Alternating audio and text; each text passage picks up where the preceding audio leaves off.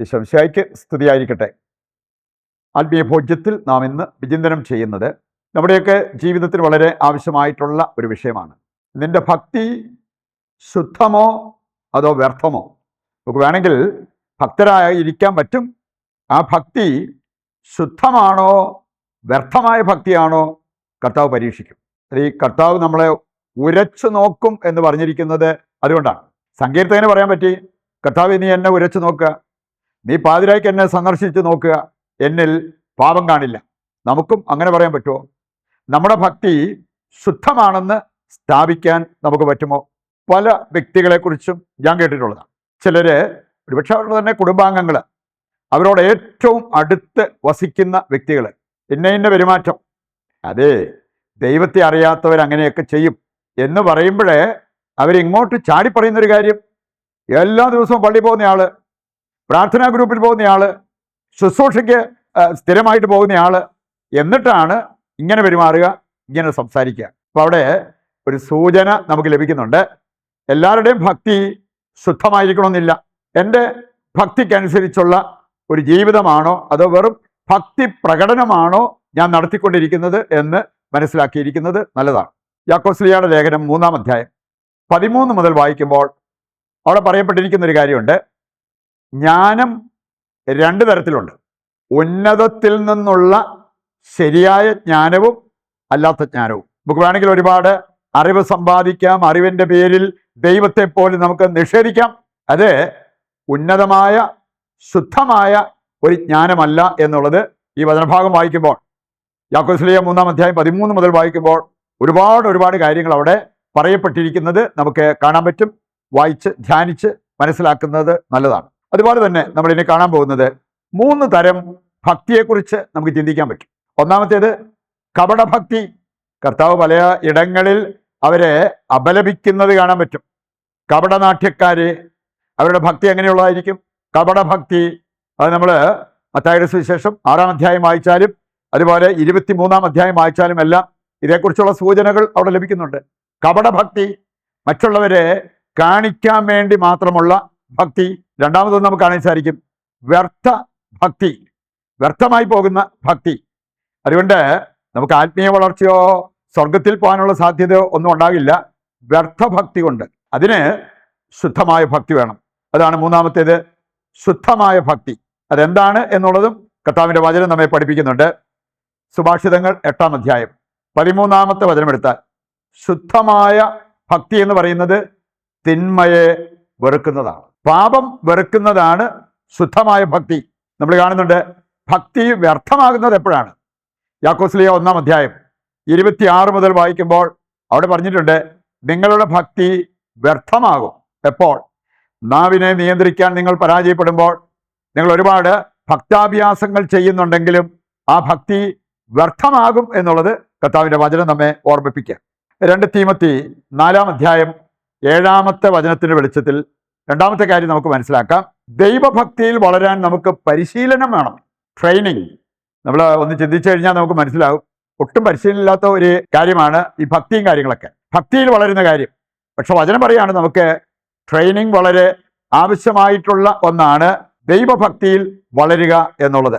എന്നാണ് അവിടെ പറഞ്ഞിരിക്കുന്നത്, ആധ്യാത്മികമായിട്ടുള്ള വളർച്ച വേണമെങ്കിൽ ആധ്യാത്മികതയ്ക്ക് 1-ാം സ്ഥാനം നൽകാൻ സാധിക്കണം. അതുപോലെ തന്നെ ഈ ലോക ജീവിതത്തിനും മരണാനന്തര ജീവിതത്തിനും ഒരുപോലെ നമ്മെ സഹായിക്കുന്നതാണ് ആത്മീയത എന്നുള്ളതും ഈ വചനഭാഗം വായിക്കുമ്പോൾ നമ്മൾ കാണുന്നൊരു കാര്യമാണ്. അതിൻ്റെ വെളിച്ചത്തിൽ നമ്മൾ തിരിച്ചറിയണം, കൈകൂപ്പിയാൽ പ്രാർത്ഥനയാകില്ല, ഭക്തിയാകില്ല. കുനിഞ്ഞു നടന്നാൽ ഭക്തി പ്രകടനമായേക്കാം, പക്ഷേ ഭക്തിയാകത്തില്ല, യഥാർത്ഥ ഭക്തി ആകില്ല എന്നുള്ളത് കർത്താവിൻ്റെ വചനം നമ്മെ ഓർമ്മിപ്പിക്കുക. യാക്കോസ്ലിയ 1-ാം അധ്യായം 27-ാമത്തെ വചനം കൂടി എടുക്കാം. അവിടെ ഏതാനും ചില കാര്യങ്ങൾ പറയുന്നുണ്ട്. ഇത് ട്രെയിനിങ് എടുക്കുന്നവർക്കേ അവരുടെ ജീവിതത്തിൽ നിവൃത്തിയാകത്തുള്ളൂ. അത് പ്രാവർത്തികമാകണമെങ്കിൽ നമുക്കൊരു ട്രെയിനിങ് ദൈവഭക്തിയിൽ ആവശ്യമാണ്. ഇവിടെ പറഞ്ഞിരിക്കുകയാണ്, ഭക്തി കറതീർന്ന ഭക്തിയാകണമെങ്കിൽ, വ്യർത്ഥഭക്തി ആകാതിരിക്കണമെങ്കിൽ, 1, നാവിനെ നിയന്ത്രിക്കണം. നാവിനെ നിയന്ത്രിക്കുന്നവരുടെ ഭക്തിയാണ് ശുദ്ധമായ ഭക്തി. 2, അവർ വഞ്ചന കാട്ടില്ല. ഭക്തി പ്രകടനങ്ങളും പ്രാർത്ഥനകളും ഒരു വശത്ത്, പിന്നെ വഞ്ചനയും ഉടായ്പ പരിപാടികൾ മറുവശത്ത് ചേർന്ന് പോകത്തില്ലെന്ന്. 3-ാമത്തെ കാര്യം, യഥാർത്ഥ ഭക്തിയുള്ളവര്, ശുദ്ധഭക്തർ, അവര് വിധേയത്വം കാട്ടും. ചില കാണിച്ചായിരിക്കും ഇങ്ങനെയുള്ള ഭക്താഭ്യാസങ്ങളുണ്ട്, ആരെയും അനുസരിക്കത്തില്ല, ആർക്കും വിധേയപ്പെടത്തില്ല. അത് ശരിയല്ല. നാലാമത്തെ കാരുണ്യം. കാരുണ്യവും സൽപ്രവർത്തികളും നിറഞ്ഞതായിരിക്കും അവരുടെ ജീവിതം. യഥാർത്ഥ ഭക്തരെ കുറിച്ച് കർത്താവിന്റെ വചനം സൂചിപ്പിക്കുന്ന ചില കാര്യങ്ങളാണ്. മൂന്നാമതായി നമ്മൾ ചിന്തിക്കുന്നത്, ഈ പ്രകടനം വെറുക്കുന്ന ഒരു ദൈവമാണ് നമ്മുടെ ദൈവം. നമ്മുടെ ഈ ഭക്തി പ്രകടനമല്ല നടത്തേണ്ടത്, ശരിക്കുള്ള ഭക്തി ഉണ്ടാകണം. ലൂക്കാ 18:9 മുതൽ അങ്ങനെ പ്രകടനം നടത്തിയ ഒരു ഫരിസേനെ കാണാൻ പറ്റും. കർത്താവ് അവനെ അപലപിച്ചു. അവൻ നീതിമാനായിട്ടല്ല പോയത്. 18-ാം അധ്യായത്തിന്റെ 22-ാമത്തെ വചനം, ലൂക്കാ 18:22.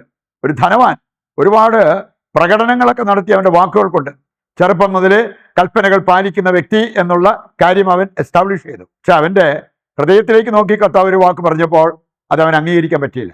നിനക്കുള്ളതെല്ലാം വിറ്റ് ദരിദ്രർക്ക് കൊടുത്തിട്ട് എന്നെ അനുഗമിക്കുക എന്ന് പറഞ്ഞപ്പോൾ അവൻ നിരാശനായി പോകുന്ന ഒരു രംഗം. അവന്റെ ഭക്തി പ്രകടനമായിരുന്നില്ലേ? യഥാർത്ഥമായ ഭക്തിയായിരുന്നെങ്കിൽ അവൻ ദൈവം പറഞ്ഞത് അനുസരിക്കുമായിരുന്നു. മർക്കോസ് 12:34 വായിച്ച ഇതുപോലെ ഒരു നിയമജ്ഞൻ വലിയ വായിൽ സംസാരിച്ചു. പക്ഷെ കർത്താവ് പറഞ്ഞൊരു കാര്യം, നീ ദൈവരാജ്യത്തിൽ നിന്നും വിദൂരത്തല്ല. ദൈവരാജ്യത്തിലായി എന്ന് പറഞ്ഞില്ല. കാര്യങ്ങളൊക്കെ അവന് അറിയാമായിരുന്നത് കൊണ്ടും സ്മാർട്ടായിട്ട് സംസാരിച്ചത് കൊണ്ടും ദൈവരാജ്യ അനുഭവത്തിലേക്ക് അവൻ എത്തിയില്ല. അവിടെ നമുക്ക് പുറമേയുള്ള പ്രകടനങ്ങളല്ല, ജീവിതം കൊണ്ട് ദൈവത്തെ സ്നേഹിച്ച് അനുസരിച്ച് യഥാർത്ഥ ഭക്തരായി മാറാൻ നമുക്ക് പറ്റണം. യഥാർത്ഥ ഭക്തി നമുക്കറിയാലോ, വചനം പറയുന്നുണ്ട്, തിന്മയെ വെറുക്കുന്നതാണ്. സുഭാഷിതങ്ങൾ 8-ാം അധ്യായം 13-ാമത്തെ വചനം. അവിടെ പറയപ്പെട്ടിരിക്കുന്ന ചില കാര്യങ്ങൾ: അഹംഭാവം, ഗർവ്, ദുർമാർഗം, ദുർവചനം. ഇതെല്ലാം ദൈവം വെറുക്കുന്ന കാര്യങ്ങളാണ്. അവ നമ്മൾ വെറുക്കുന്നതാണ് യഥാർത്ഥ ഭക്തി. വിശുദ്ധ തോമസ് അക്വിനാസ് പറയുന്നുണ്ട്, പ്രാർത്ഥനയുടെ അങ്ഷനാണ് ഭക്തി. പയറ്റി is the unction of prayer. Unction എന്ന് പറഞ്ഞാൽ എന്താ? അഭിഷേകം. ഇവിടെ പ്രാർത്ഥന അഭിഷേകമുള്ളതായി മാറുന്നത് യഥാർത്ഥ ഭക്തരായി മാറുമ്പോഴാണ്. അതുകൊണ്ട് നമുക്ക് ആ ഒരു ശുദ്ധഭക്തിയുള്ള ദൈവമക്കളായി മാറുവാൻ ആഗ്രഹിക്കുകയും അതിനായിട്ട് പ്രതിഷ്ഠാ ജപത്തിൽ പങ്കുചേർന്ന് പ്രാർത്ഥിക്കുകയും ചെയ്യാം. ദൈവത്തിൻ്റെ വചനം ശ്രവിച്ച നമുക്ക് ആ വചന നിറവിൽ നമ്മുടെ എല്ലാ ആവശ്യങ്ങളെയും ഇതിൻ്റെ എല്ലാ പ്രാർത്ഥനാ നിയോഗങ്ങളെയും കർത്താവിൻ്റെ കരങ്ങളിൽ സമർപ്പിച്ച് ദിവ്യകാരുണ്യത്തിൻ്റെ ആശീർവാദം നമുക്ക് സ്വീകരിക്കാം. യേശുവേ നന്ദി, യേശുവേ സ്തുതി, ഹല്ലേലൂയ, യേശുവേ ആരാധന, യേശുവേ നന്ദി.